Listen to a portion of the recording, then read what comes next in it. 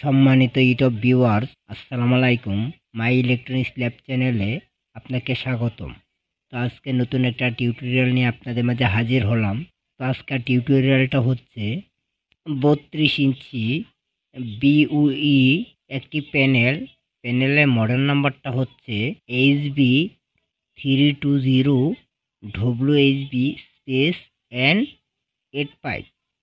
তো এই প্যানেলটার wide screen সমস্যা। তো চলুন আমরা মূল টপিকে ফিরে যাই। তো প্যানেলটা প্রথমত স্ট্যান্ড বাই রিলিজ করব। হ্যাঁ, স্ট্যান্ড বাই রিলিজ হয়ে গেছে। তো এই যে দেখেন একদম ওয়াইড স্ক্রিন। তো প্রথমত আমরা ডিসি টু ডিসি সেকশনের ভোল্টেজগুলি মেজারমেন্ট করব। তো প্রথমে প্যানেল বিসিসি ভোল্টেজ। তো বিসিসি 12 ভোল্ট, ঠিক আছে। তো তারপরে বিজিএইচ ভোল্টেজ, বিজিএইচ 29 ভোল্ট, ঠিক আছে।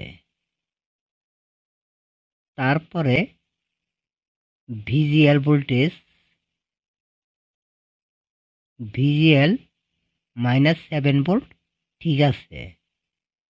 তো তারপরে জিআরইএফ ভোল্টেজ 15 ভোল্ট, ঠিক আছে।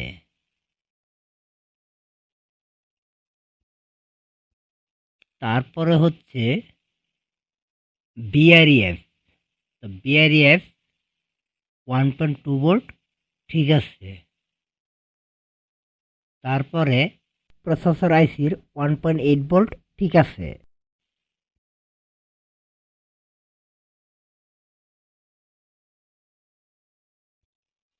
তারপরে লেভেল শিফটার আইসি সিএলকে 1 10 ভোল্ট, ঠিক আছে।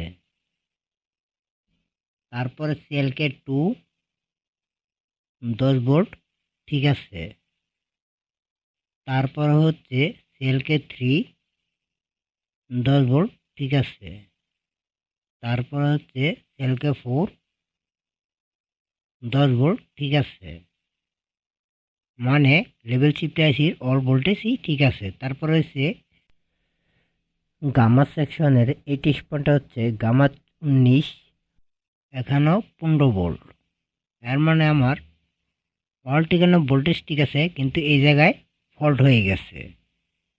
তো গামা 2 এর মধ্যে কিন্তু 14 ভোল্ট থাকবে, মানে গামা সেকশনের অল ভোল্টেজ 15 ভোল্ট হয়ে গেছে।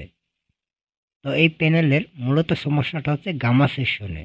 তো চলেন এখন আমরা গামা সেকশনটা রিপেয়ারিং করি বা মডিফাই করি। তো এখানে এই যে একটা রেজিস্ট্যান্স আছে, এই রেজিস্ট্যান্সটা এখন আমরা রিমুভ করব। রিমুভ করার পরে এটাকে আমরা মডিফাই করব। সেক্ষেত্রে এই জায়গায় অল সেকশনে যদি 15 ভোল্ট হয়ে যায়, যেহেতু জিআরইএফ সেকশনে ভোল্টেজ মেন ভোল্টেজটা থাকে 15 ভোল্ট, সেক্ষেত্রে প্রথমত 15 ভোল্ট, তারপরে 14 ভোল্ট, তারপরে 14-র নিচে থাকবে, মানে এমনভাবে একদম 0 ভোল্টেজের নিচে যাবে। তো এখানে আমি যে কাজটা করব, তো এখানে প্রথমত আমি ট্রাই করব 1K একটা রেজিস্ট্যান্স নিব। তো 1K রেজিস্ট্যান্স দিয়া আমি এই রেজিস্ট্যান্সটা আগে রিমুভ করার পরে এখানে 1K রেজিস্ট্যান্স কানেক্ট করব। তো তারপরে দেখব সমস্যাটা সমাধান হয় কিনা। তো চলেন এখন আমরা রেজিস্ট্যান্সটা কানেক্ট করে দেখি সমস্যার সমাধান হয় কিনা। তো এই যে এখানে আমি 1K রেজিস্ট্যান্স কানেক্ট করে নিচ্ছি। তো এখন আমরা স্ট্যান্ড বাই রিলিজ করে দেখব সমস্যাটা সমাধান হয় কিনা। তো চলেন এখন আমরা টিভিটা স্ট্যান্ড বাই রিলিজ করি।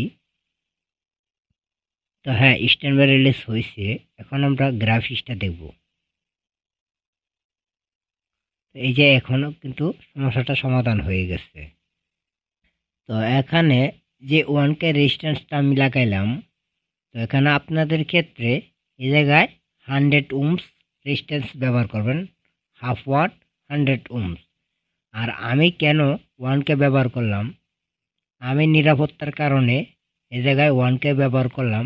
এখন আমি 1K রেজিস্ট্যান্স ব্যবহার করার পরে যখন গ্রাফিক্সটা আসছে, এখন এই রেজিস্ট্যান্সটা রিমুভ করব। রিমুভ করার পরে 100 ওহমস একটা রেজিস্ট্যান্স কানেক্ট করে দিব। তো এই ভিডিওটা দেখে যদি আপনাদের কাছে ভালো লাগে তাহলে অবশ্যই লাইক শেয়ার কমেন্ট করবেন। আর মাই ইলেকট্রনিক্স ল্যাব চ্যানেলটি সাবস্ক্রাইব করে মাই ইলেকট্রনিক্স ল্যাব চ্যানেলের পাশে থাকবেন।